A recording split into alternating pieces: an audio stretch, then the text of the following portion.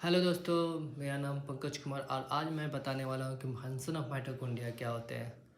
तो माइटोकॉन्ड्रिया का फंक्शन क्या होता है? It produce energy in the form of ATP.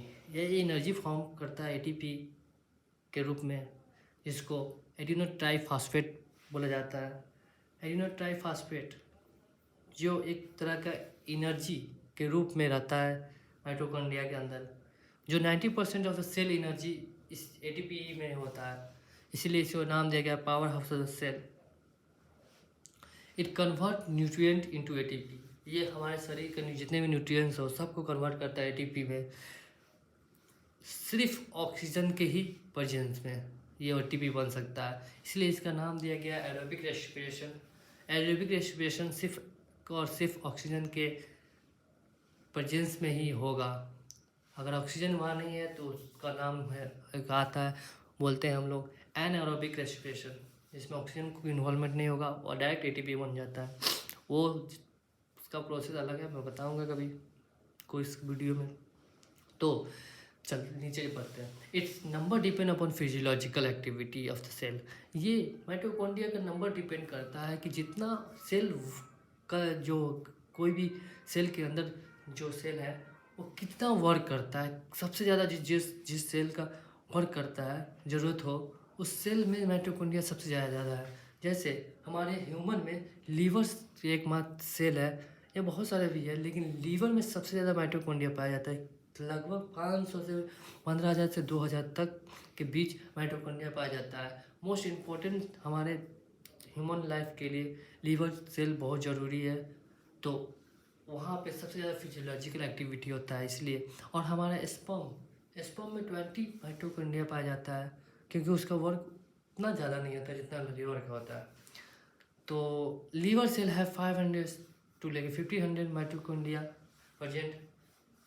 Next में आते हैं metabolic activity of cell maintain by mitochondria. Metabolic activity मैं बता रहा हूँ क्या होता है। मेटाबॉलिक एक्टिविटी क्या जो होता है वो एक तरह का जब प्रोसेस होता है, पर्पस होता है, जो मेटाबॉलिज्म में रहता है, जहाँ पे कन्वर्जन ऑफ फूड होता है।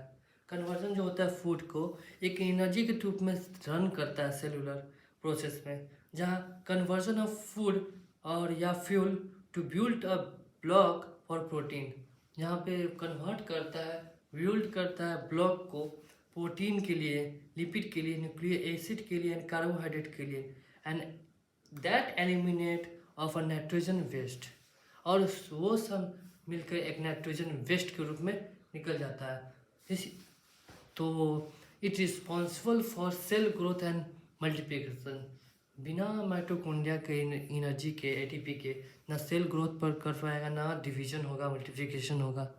It act as waste elimination, जो मैंने भी बताया मेटाबॉलिक एक्टिविटीज़ में जो पार्ट कन्वर्जन होता है फ्यूल के रूप में, और वो फ्यूल के रूप में मेंटेन करता है सेलुलर प्रोसेस को एंड ब्लॉकेज को, जितने भी प्रोटीन लिपिड है हमारे सेल में और कार्बोहाइड्रेट सबको एलिमिनेट के रूप में करता है। जहाँ पे एक्ट लाइक एलिमिनेशन वेस्ट, जहाँ पे O2 ऑक्सीजन एक एंजाइम के थ्रू से कार्बोहाइड्रेट बनाता है और वो कार्बोहाइड्रेट वेस्ट के रूप में रिलीज होता है। It maintain calcium ion concentration, ये एक मेंटेन करता है कैल्शियम आयन कॉन्सेंट्रेशन। तो हम लोगों ने पढ़ा इसका फंक्शन कि फंक्शन क्या क्या होते हैं।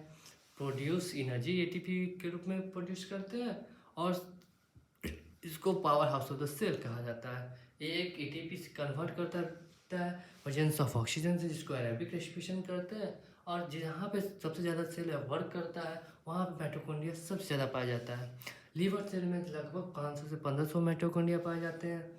और मेटाबॉलिक एक्टिविटी में ये सेल रिस्पॉन्सिबल होता है, जहाँ पे भी मेटाबॉलिक एक्टिविटी होगा, जहाँ फ्यूल होगा, सेल को ज़रूरत होगा, कन्वर्जन करेगा, वहाँ पे ज़रूरत के हिसाब से प्रोटीन एक ब्लॉकेज भी ब्लॉक जो भी है प्रोटीन लिपिड कार्बोहाइड्रेट उसको ज़रूरत पड़ेगा उसको पहुँचाएगा। और जो भी उसको ज़रूरत का नहीं होगा, जैसे CO2, वो वेस्ट के रूप में एलिमिनेट हो जाएगा, एवापोरेट हो जाएगा। ये रिस्पॉन्सिबल है सेल ग्रोथ के लिए एंड मल्टीप्लिकेशन के लिए। और ये मेंटेन करता है कैल्शियम आयन ऑफ कंसंट्रेशन, जो भी सेल के अंदर की ज़रूरत है वो पोर्स के थ्रू आता है और फोर्स के थ्रू ही चला जाता है, इसलिए मेंटेनेंस का भी काम माइटोकॉन्ड्रिया का है। तो आज का मेरा जो टॉपिक है आपको अच्छा लगा तो सब्सक्राइब करिए और बेल आइकन को जरूर दबाइए। धन्यवाद।